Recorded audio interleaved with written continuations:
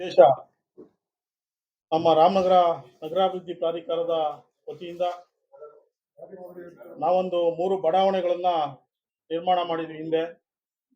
ಆ ಬಡಾವಣೆಗಳಲ್ಲಿ ಮೂಲಸೌಕರ್ಯವನ್ನ ಕಲ್ಪಿಸಬೇಕಾಗಿತ್ತು. ಮತ್ತೆ ಕಾರಣಾಂತರದಿಂದ ಕೆಲವರು ಹರಾಜು ಮತ್ತೆ ಹಂಚಿಕೆ ಎಲ್ಲ ಮಾಡಿದ್ವಿ.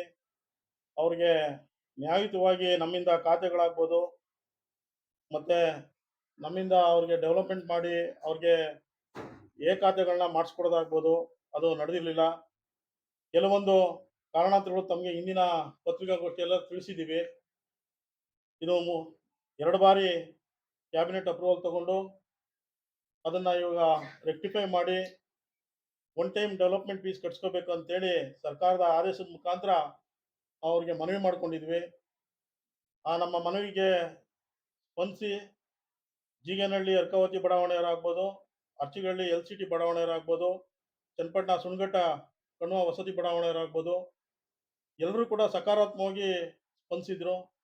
MLA ಅವರ ಅಧ್ಯಕ್ಷತೆಯಲ್ಲಿ ನಾವು ಒಂದು ಸಭೆ ಮಾಡಿ ನಿವೇಶನದಾರರ ಮನವೊಲಿಸಿ ಸುಮಾರು ಅವರಿಗೆ ಮೇ 30ರವರೆಗೆ ಗಡುವು ನೀಡಿ ಅಲ್ಲಿವರೆಗೆ ನೀವು ಹಣ ಪಾವತಿ ಮಾಡಬೇಕು ಅಂತೇಳಿ ಅವ್ರನ್ನೆಲ್ಲ ಕೋರ್ಕೊಂಡಿದ್ವಿ. ಅವರು ಕೂಡ ನಮಗೆ ಸಕಾರಾತ್ಮಕವಾಗಿ ಸ್ಪಂದಿಸಿ ಸುಮಾರು ಒಂದು 491 ಜನ 1661 ನಿವೇಶನದಾರರಲ್ಲಿ 491 ನಿವೇಶನದಾರರು ನಮಗೆ ಹಣ ಕಟ್ಟಿದ್ದಾರೆ. ಸುಮಾರು 11 ಕೋಟಿ ನಮಗೆ ಇವತ್ತು ಪ್ರಾಧಿಕಾರಕ್ಕೆ ಡೆವಲಪ್ಮೆಂಟ್ ಫೀಸು ಬಂದಿದೆ.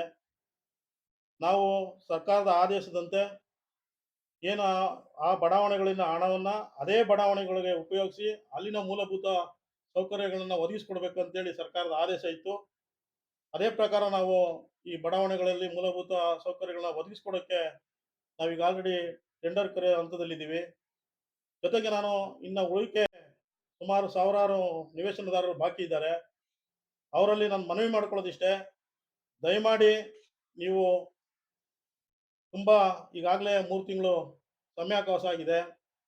ನಾವು ನಿಮಗೆ ಭರವಸೆ ಕೊಟ್ಟಿದ್ದೀವಿ 6 ತಿಂಗಳಲ್ಲಿ ಈ ಒಂದು ಬಡಾವಣೆಯನ್ನ ಅಭಿವೃದ್ಧಿಪಡಿಸಿ ತಮ್ಮೆಲ್ಲರಿಗೂ ಅನುಕೂಲ ಆಗುವಂತೆ ಎಲ್ಲ ಖಾತೆ ಮತ್ತೆ ರಸ್ತೆಗಳು, ನೀರಿನ ಸೌಕರ್ಯ, ಮೂಲಭೂತ ಸೌಕರ್ಯ ಏನಿದೆ ಅದನ್ನ ಮಾಡಿಕೊಡ್ತೀವಿ ಅಂತೇಳಿ ನಾವು ಭರವಸೆ ಕೊಟ್ಟಿದ್ದು. MLA ಅವರ ಮಾನ್ಯ ಶಾಸಕರ ಅಧ್ಯಕ್ಷತೆಯಲ್ಲಿ ಸಭೆ ಆದಂಥ ಸಂದರ್ಭದಲ್ಲೂ ಕೂಡ ಅವರಿಗೆ ಭರವಸೆ ಕೊಟ್ಟಿದ್ವಿ.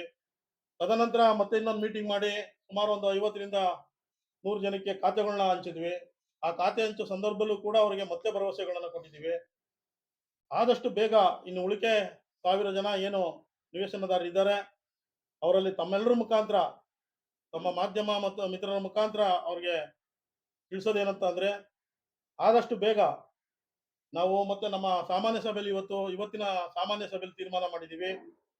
ಅವ್ರಿಗೆ ಜೂನ್ 30ರೊಳಗೆ ಹಣ ಕಟ್ಟಬೇಕು. ಅಲ್ಲಿವರೆಗೆ ಸ್ವಲ್ಪ ವಿಸ್ತರಣೆ ಮಾಡಬೇಕು. ಯಾಕೆಂದ್ರೆ ಸುಮಾರು ಜನ ಆರ್ಥಿಕವಾಗಿ ನಾವು ಸಂಕಷ್ಟದಲ್ಲಿದ್ದೀವಿ, ನಮಗೊಂದು ಸ್ವಲ್ಪ ಕಾಲಾವಕಾಶ ಕೊಡಿ ಅಂತೇಳಿ ಮನವಿಗಳು ಬಂದಂತ ದೃಷ್ಟಿಯಿಂದ ಈ ಸಭೆಯಲ್ಲಿ ಇವತ್ತು ಮಂಡಿಸಿದ್ವಿ. ನಮ್ಮ ಸದಸ್ಯರು ಮತ್ತೆ ಅಭಿಪ್ರಾಯದಂತೆ ಅವರೆಲ್ಲರ ತೀರ್ಮಾನದಂತೆ ನಾವು 30ನೇ ತಾರೀಕುವರೆಗೆ ಅವ್ರಿಗೆ ಜೂನ್ 30ರವರೆಗೆ ಕಾಲಾವಕಾಶನ ಕೊಡ್ತಾ ಇದ್ದೀವಿ. ಅದಲ್ಲದೆ ಈ ಏನಾದರೂ ಜೂನ್ 30ರೊಳಗಡೆ ಇವರು ಹಣ ಪಾವತಿಸದೆ ಇನ್ನೂ ಮುಂದುವರೆದಲ್ಲಿ ನಮ್ಮ ಮತ್ತೆ ಮುಂದಿನ ಮೀಟಿಂಗ್ನಲ್ಲಿ ನಾವು ಯಾಕೆ ಅವರ ಹಣವನ್ನು ವಾಪಸ್ ಮಾಡಬಾರ್ದು, ಅವ್ರ ಹಣಕ್ಕೆ ಏನು ಬ್ಯಾಂಕ್ ಬಡ್ಡಿ ಏನಿರ್ತದೆ ದರ ಅದನ್ನು ಕೊಟ್ಟು ಅವ್ರಿಗೆ ವಾಪಸ್ ಕೊಟ್ಟು ನಾವು ಸೈಟ್ನ ಯಾಕೆ ಮುಟ್ಗೋಲು ಹಾಕಬಾರ್ದು ಅಂತ ಚಿಂತನೆಯನ್ನು ಕೂಡ ಈ ಸಭೆಯಲ್ಲಿ ಚರ್ಚೆ ಮಾಡಿದ್ದೀವಿ. ತದನಂತರ ಅವ್ರಿಗೆ ಕಾಲಾವಕಾಶ ಬೇಕಂತಿದ್ರೆ ಈಗ ಆಲ್ರೆಡಿ ನಾವು 3 ತಿಂಗಳು ಕಾಲಾವಕಾಶ ಕೊಟ್ಟಿದ್ದೀವಿ ಸರ್ಕಾರದ ಆದೇಶ ಆದ್ಮೇಲೂ ಕೂಡ. ಈಗ ಮತ್ತೆ 30ನೇ ತಾರೀಕುವರೆಗೂ ಕೊಡ್ತಾ ಇದ್ದೀವಿ. ಮತ್ತೊಮ್ಮೆ ನಾನು ನಿವೇಶನದಾರರಲ್ಲಿ ಮನವಿ ಮಾಡ್ಕೊಳ್ತೀನಿ, ಈಗ ಆಲ್ರೆಡಿ 11 ಕೋಟಿ ಯಾರು ದುಡ್ಡು ಕಟ್ಟಿದ್ದಾರೆ, ಈಗ ಸ್ಟಾರ್ಟಿಂಗ್ನಲ್ಲೇ ದುಡ್ಡು ಕಟ್ಟಿದ್ರು ಪಾಪ. ಆ ವ್ಯಕ್ತಿ ಮತ್ತೆ ಇವ್ರು ದುಡ್ಡು ಕಟ್ಟೋವರೆಗೂ ಕಾಯಕ್ಕಾಗೋದಿಲ್ಲ. ನಾವೆಲ್ಲ ಆಲ್ರೆಡಿ ನಾವು ಹೇಳಿದೀವಿ 6 ತಿಂಗಳಲ್ಲಿ ಡೆವಲಪ್ಮೆಂಟ್ ಮಾಡೇ ಮಾಡ್ತೀವಿ ಅಂತೇಳಿ. ಹಂಗಾಗಿ ಈ ಹೊಣೆ ಸಂಪೂರ್ಣ ಹೊಣೆ ನಮ್ಮ ಮೇಲೂ ಇರ್ತದೆ.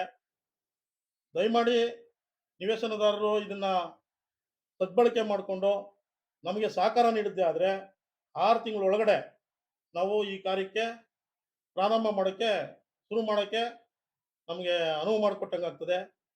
ನಾವೀಗ ಏನು ಬಡಾವಣೆಗಳನ್ನ ನೆಕ್ಸ್ಟ್ ಮುಂದಿನ ವಾರ ಆ ಬಡಾವಣೆನ ಅಭಿವೃದ್ಧಿ ಪಡಿಸೋ ಮುಂಚೆ ಅದನ್ನ ಈಗ ಏನು ಗಿಡ ಗಂಟೆಗಳು ಬೆಳ್ಕೊಂಡಿದೆ ಅದನ್ನೆಲ್ಲ ಕ್ಲೀನ್ ಮಾಡೋ ಕಾರ್ಯಕ್ರಮವನ್ನು ಕೂಡ ಮುಂದಿನ ವಾರ ಸಿದ್ಧತೆ ಮಾಡ್ಕೊಂಡಿದ್ದೀವಿ. ಮುಂದಿನ ವಾರ ನಮ್ಮ ಎಂ.ಎಲ್.ಎ ಅವರ ಆ, ಚಾಲನೆ ಕೊಡ್ತಾ ಇದ್ದಾರೆ. ಎಂ.ಎಲ್.ಎ ಅವರು ಬಂದು ಆ ಲೇಔಟ್‌ನಲ್ಲಿ ಒಂದು ಯಾವ್ದಾದ್ರು ಒಂದು ಅರ್ಚಿಗರಳ್ಳಿ ಎಲ್.ಸಿಟಿ ಬಡಾವಣೆ ಏನಿದೆ, ಆ ಬಡಾವಣೆನಲ್ಲಿ ಈ ಒಂದು ಚಾಲನೆ ಕೊಡಬೇಕು ಅಂತ ಹೇಳಿ ಕೂಡ ತೀರ್ಮಾನ ಮಾಡಿದ್ದೀವಿ.